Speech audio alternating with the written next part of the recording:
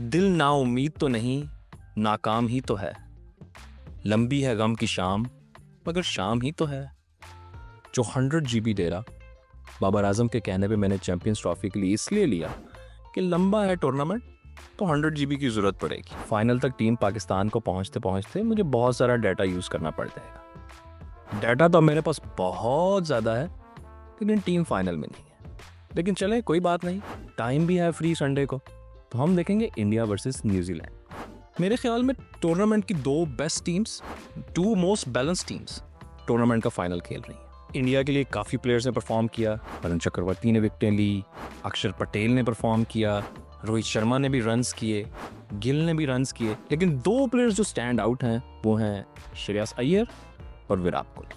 King की बात तो हम बाद में करेंगे, पहले अय्यर की बात कर लें। आई थिंक इस सीरीज में बहुत ही जिम्मेदारी से उन्होंने बैटिंग की, स्पेशली जिस तरह उन्होंने मिडिल ऑर्डर में बैटिंग की और जिस तरह इंडियन बैटिंग को लेकर चले मिडिल ऑर्डर में, वो देखने से ताल्लुक रखती थी।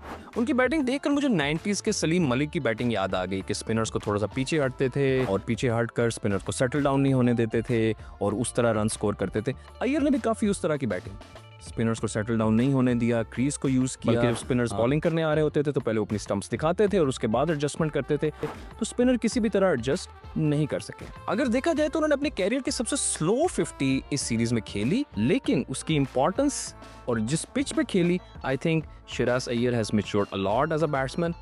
और मुझे यकीन नहीं आ रहा कि साल के शुरू में इंडिया इस चीज़ पर डिबेट कर रहा था कि क्या श्रेयस को टीम में होना चाहिए या नहीं होना चाहिए।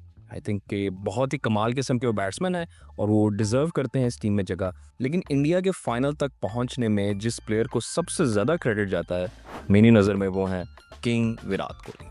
कहाँ हैं वो सारे लोग जो आज से कुछ महीने पहले तक विराट के ड्रॉप होने की बात कर रहे थे? वो कह रहे थे कि कैसे विराट की इस टीम में जगह नहीं बनती और इनको अब टीम से ड्रॉप कर देना चाहिए था। कहाँ वो सारे एक्स क्रिकेटर्स जो ऑस्ट्रेलिया सीरीज़ के बाद डिफरेंट पॉडकास्ट पर जाके इंटरव्यूज़ दे रहे थे और विराट के बारे में डायरेक्टली और इनडायरेक्टली काफ़ी सारी बातें कर रहे थे? जी उतप्पा साहब, मैं आपके बारे में ही बात कर रहा हूँ। जिस पैसिव अग्रेसिवनेस के साथ आपने कोहली के अगेंस्ट बातें की एक दो पॉडकास्ट में, मैं तो हैरान रह गया। आई थॉट कि आप उनके टीममेट रहे हैं तो आप तो काफ़ी उनके साथ गुड होंगे, लेकिन आई गेस कोई ना कोई आपके दिल में उनके लिए ज़रूर कोई बाल है या कुछ ना कुछ ऐसा है जिस तरह के आपने इंटरव्यू दिए हैं। Really disappointing. मेरे लिए तो एक बहुत बड़ी मिस्ट्री रहेगी कैसे वो शख्स जिसके पास आंखें हैं और दिमाग है, वो विराट कोहली को कैसे क्रिटिसाइज कर सकता है। मेरी समझ से तो ये बात बाय है। A century against Pakistan, a brilliant 80+ score against Australia in the semifinals, the guy has single-handedly put India into the finals. और वाइब्स मुझे कुछ ऐसी आ रही हैं कि फाइनल में भी किंग कोहली जो है वो स्कोर करेंगे और ये पूरा टूर्नामेंट ही अपने नाम कर लेंगे। आई थिंक विराट कोहली एक मिशन पे हैं। वो चाहते हैं कि रोहित शर्मा को भी वो सारी ट्रॉफीज जिताई जाएं जो MS धोनी ने जीती। सो T20 वर्ल्ड कप तो हो गया, मोस्ट लाइकली चैंपियंस ट्रॉफी भी हो जाएगा, अब रह गया है सिर्फ ODI वर्ल्ड कप। सो मेरा ख्याल है कोहली को इसलिए एक और वर्ल्ड कप खेलना चाहिए। वैसे भी जैसे उनकी फॉर्म चल रही है, मुझे लगता है 3-4 साल की क्रिकेट तो उनमें अभी है। मेरे इंडिया से कुछ दोस्त मुझे तसल्ली के मैसेज कर रहे थे कि भाई और परेशान नहीं हो, ये उसका आखिरी मैच था अगेंस्ट पाकिस्तान। हाँ, उनके मैसेजेस से ऐसे लग रहा था कि वो उम्मीद कर रहे हैं कि विराट रिटायर होने वाला है। जैसा कि मैंने थोड़ी देर पहले कहा, ऐसा तो बिल्कुल भी नहीं होना चाहिए। उनकी बैटिंग फॉर्म देख के तो लगता है वो 3-4 साल आराम से क्रिकेट खेल सकते हैं। सुपर फिट हैं, फॉर्म में हैं, तो क्यों ड्रॉप करें? जैसे वो कहते हैं ना, age is just a number. So just because के एज में उनके आंकड़े ज्यादा हो गए तो उनको ड्रॉप कर दें, डजंट मेक सेंस। आप उनके जरा ये नंबर मुलाहिजा कीजिए, 5900 के करीब तो उनकी सिर्फ सिंगल्स है। इंग्लैंड का 3rd या 4th हाईएस्ट बैट्समैन जो है उसके पास इतने टोटल रन्स नहीं है जितने विराट कोहली के पास सिर्फ singles. While chasing, the guy has 23 centuries at an average of 65. That's mind-numbing numbers.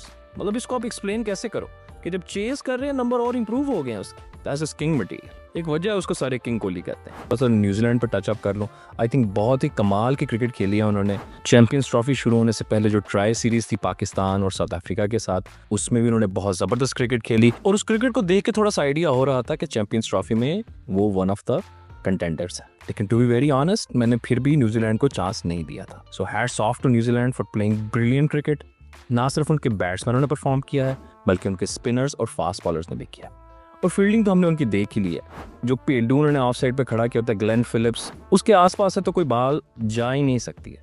और मैं कुछ दिन पहले उसका इंटरव्यू सुन रहा था, वो कह रहा था कि मेरी जो लेफ्ट साइड है वो मेरी बेटर साइड है राइट साइड से। मतलब वो कहना ये चाह रहा था कि अभी वो इससे कुछ और क्रेजी किस्म के कैच हमें दिखा सकता है, और जिस रिएक्शंस के साथ वो फील्डिंग करता है, it's amazing, it's simply amazing. थोड़ी सी बात कर लें इंडिया के सारे मैच दुबई में खेलने पर। ये सिचुएशन आइडियल तो नहीं है, लेकिन मेरे ख्याल में जो इस टाइम डिफरेंट टीम्स या डिफरेंट प्लेयर्स इसको एक्सक्यूज़ बना रही हैं, ये भी कोई मुनासिब बात नहीं है। लेकिन इस बात का पता तमाम टीम्स को, तमाम फैंस को टूर्नामेंट शुरू होने से पहले ही था। अब इस बात पे कंप्लेन करना डजंट मेक सेंस। और वैसे भी अगर देखा जाए, जो दूसरा ऑप्शन पीसीबी ने दिया था टीम इंडिया को, वो ये था कि वो अपने सारे के सारे मैच लाहौर में खेले। अगर वो सारे मैच लाहौर में खेलते, उस केस में भी इंडिया ने तो सारे मैच एक ही ग्राउंड में खेलने थे, लेकिन बाकी टीमों ने मल्टीपल ग्राउंड्स में, जैसे कि कराची या पिंडी। उस केस में भी ये पॉइंट तो उठाया जा सकता है कि इंडिया के पास अनफेयर एडवांटेज था कि वो सारे मैच लाहौर में खेल रही थी। सो आई डोंट थिंक सो कि ये बात ऐसी है कि जिस पे कंप्लेन की जाए। गड़े मुर्दे उखाड़ने का कोई फ़ायदा नहीं है। आई थिंक इंडिया को क्रेडिट देना चाहिए जिस तरह उन्होंने क्रिकेट खेली है। ये दुबई ग्राउंड को बार बार मेंशन करना डजंट मेक सेंस। मेरी तमाम टीम से, तमाम पाकिस्तानी फैंस से ये दरख्वास्त है कि प्लीज़ इस बात पे कंप्लेन ना करें कि इंडिया के सारे मैचेस दुबई में हैं। ये टूर्नामेंट शुरू होने से पहले हमने एक्सेप्ट किया था, अब हमें इस पे कंप्लेन नहीं करनी चाहिए। So finally prediction time for the Sunday final. मेरे ख्याल में तो इंडिया ये मैच जीत जाएगा।